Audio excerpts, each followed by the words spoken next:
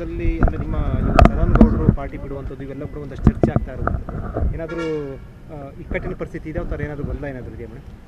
ಯಾವುದೇ ಗೊಂದಲ ಇಲ್ಲ. ಸದಾನಂದ ಗೌಡರು ನಮ್ಮ ನಾಯಕರು, ಅವರು ವಕೀಲರು, MLA ಆಗಿದ್ದ ಸಮಯದಿಂದ ನಾವು ಅವರನ್ನು ನೋಡಿದ್ದೀವಿ. ನಾವು ಪುತ್ತೂರಲ್ಲಿ ಒಟ್ಟಿಗೆ ಬೆಳೆದವರು, ಒಟ್ಟಿಗೆ ಹೋರಾಟ ಮಾಡಿದಂಥವರು. ಈ ರಾಜ್ಯದ ಮುಖ್ಯಮಂತ್ರಿ ಆಗಿದ್ದಾರೆ. ದೇಶದಲ್ಲಿ ರೈಲ್ವೆ ಖಾತೆ ಅಂತ ದೊಡ್ಡ ಖಾತೆಯನ್ನು ಅವರು ನಿರ್ವಹಣೆ ಮಾಡಿದ್ದಾರೆ.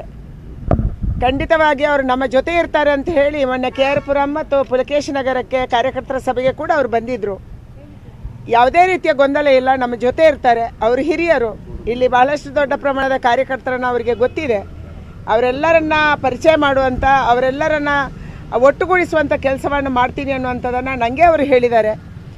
ನಾನು ಕೂಡ ಅವರಿಗೆ ಹೇಳಿದ್ದೀನಿ, ನಿಮ್ಮ ಡೇಟ್ ಯಾವತ್ತಿದೆಯೋ, ನೀವು ಯಾವತ್ತು ಫ್ರೀಯಾಗಿರ್ತೀರೋ ಬೇರೆ ಕಡೆ ಹೋಗದೆ ಅಂಥ ದಿನಗಳಲ್ಲೇ ನಾವು ಅಂಥ ಕಾರ್ಯಕ್ರಮಗಳನ್ನು ಇಟ್ಕೊಳ್ಳೋಣ, ಒಟ್ಟೊಟ್ಟಿಗೆ ಕೆಲಸ ಮಾಡೋಣ ಅನ್ನುವಂಥದ್ದನ್ನು ಅವರಿಗೆ ವಿನಂತಿ ಮಾಡಿದ್ದೀನಿ. ಮೊದಲ ದಿನವೇ ಅವರಿಗೆ ನಾನು ಆಶೀರ್ವಾದವನ್ನು ಕೇಳಿದ್ದೀನಿ. ಖಂಡಿತ ಅವರು ನಮ್ಮ ಜೊತೆ ಇರ್ತಾರೆ. ಇದೆಲ್ಲ ಗೊಂದಲ ಕೂಡ ಎಲ್ಲಿಂದ ಸೃಷ್ಟಿಯಾಗ್ತಿದೆ ಅಂತ ನಮ್ಗೆ ಗೊತ್ತಿಲ್ಲ.